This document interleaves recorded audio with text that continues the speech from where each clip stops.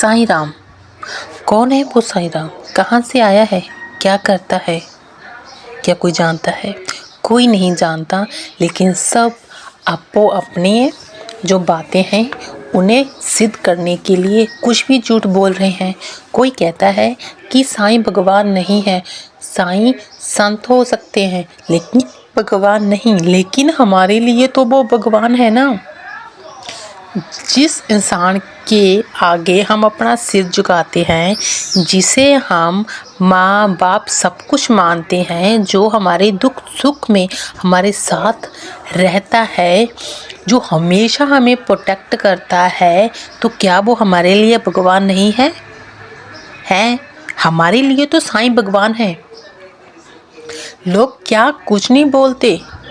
क्यों भाई? किस चीज़ के लिए? हाँ, आप अपने आप को एक सही साबित करने के लिए आप साईं महाराज जी को बोल रहे हैं कि नहीं, वो भगवान नहीं है, वो एक जादूगर हैं, वो एक फ्रॉड हैं, वो एक पखंडी हैं। अगर वो पखंडी हैं तो आप क्या हो? अब मुझे जवाब दीजिए। जो भी साईं भक्त मेरी इस वीडियो को देख रहे हैं, प्लीज़ आप ना मेरे कमेंट में बताइए क्या होना चाहिए ऐसे लोगों का। आप किसी की श्रद्धा को ठेस पहुंचाकर बोल रहे हो कि नहीं, ये भगवान नहीं है, ये तो फ्रॉड है, ये तो एक जादूगर थे। सही है, हमारे लिए वो जादूगर ही हैं, ठीक है, क्योंकि वो हमारी हर एक परेशानी को, हमारे दुख को अपनाते हैं, हमारे साथ रहते हैं। तो हमारे लिए तो सही है भाई, जैसा आप मानते हो हम वैसे ही सही हैं। अब हम आपको सबूत तो देने वाले हैं नहीं कि नहीं आप हमारे भगवान को मानो। ये सब कुछ ना वो छोटी सोच वाले लोग करते हैं। क्या ये अच्छी बात है? नहीं, ये बिल्कुल भी अच्छी बात नहीं है। आज मैं आपको अपनी स्टोरी बताती हूँ, मैं कैसे साईं के साथ जुड़ी।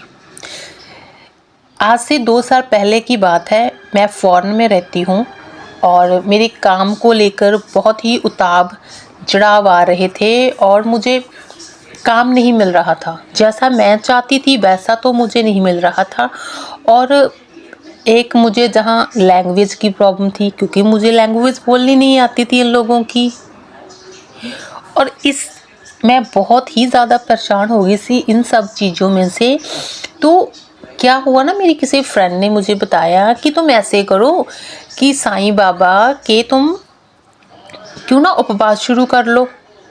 तो मैंने ना साईं बाबा के बारे में बचपन में सुना था, क्योंकि आज से 10-12 साल पहले क्या होता था ना, एक अपने आते हैं ना शहर में, एक पेपर होता था, पर्चे बांटते हैं, उस पर लिखा होता था कि अगर आप ये पर्चा है 10 लोगों में बांटोगे, जहाँ आप साईं के 10 या 11 आप कॉपियाँ खरीद कर आप बांटोगे तो आपकी मनोकामनाएं पूरी होगी। ये सब तो आपको पता होगा, ये सब कुछ मैंने पहले सुना हुआ था। तो मैंने ना ये सोच कर मैंने कहा ठीक है, मैं ऐसे ही करती हूँ। तो मैंने सोचा ही था, तो अचानक ही मुझे काम मिल गया। 2-3 के अंदर मुझे काम मिल गया और मैं भूल गई कि हाँ, मैंने कुछ ऐसा मतलब भगवान से मांगा था कि मुझे काम मिल जाए तो मैं आपके उपवास करूँगी, मैं आपके फास्ट शुरू करूँगी। तो वो सब कुछ ना मेरे दिमाग में से एकदम स्किप हो गया।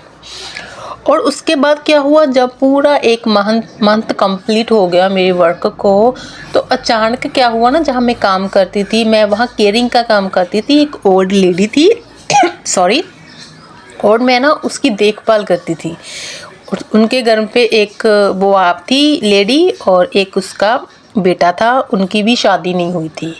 तो ना वो सुबह सुबह मेरे पास आए तो बोलते हैं कि ज़रा देखना प्रीत, मेरे ना लैपटॉप पर एक वृद्ध मतलब आदमी है, उसकी ना पिक्चर आई है, मुझे नहीं पता कि वो कहाँ से आई है, तो ज़रा तुम देखोगी।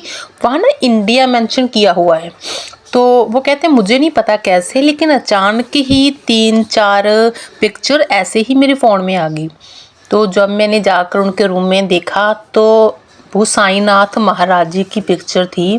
वो भी जो पुरानी पिक्चर है उनकी, उन्होंने पुराने वस्त्र पहने हुए हैं, ब्लैक वाइट पिक्चर है वो थी। और दूसरी जो शिरडी में अभी विराजमान है जो, वो भगवान की थी। तो मैंने कहा हाँ ये तो मैं जानती हूँ साईनाथ महाराज की है। और अचानक ही मुझे याद आया कि अरे मैंने तो भगवान से प्रॉमिस किया था कि जब मुझे काम मिल जाएगा तो मैं ऐसे करूँगी। तो फिर क्या हुआ ना, दूसरे दिन ही उसने पता नहीं कैसे, जहाँ मैं काम करती थी मेरे ओनर ने उस ना पिक्चर को डाउनलोड किया और उसे प्रिंट आउट करवा कर मुझे दे दिया। कहते हैं लो तुम ये देखो पिक्चर की जो कल तुमने कहा था ना पिक्चर की, हाँ ये तो भगवान की है, हमारे मानते हैं, तो मैंने ये तुम्हें पिक्चर ला कर दे दी। तो मैं बहुत ही ज़्यादा उस दिन मैं बहुत ज़्यादा रोई कि मैं कैसे बोल सकती हूँ कि भगवान खुद मेरे पास आए हैं मुझे याद कराने के लिए कि क्या तुम भूल गई हो। तो वो सब कुछ उसके बाद मैंने अपने व्रत शुरू किए। मैं कोई भी उपवास नहीं रख सकती क्योंकि मैं भूखी नहीं रह सकती।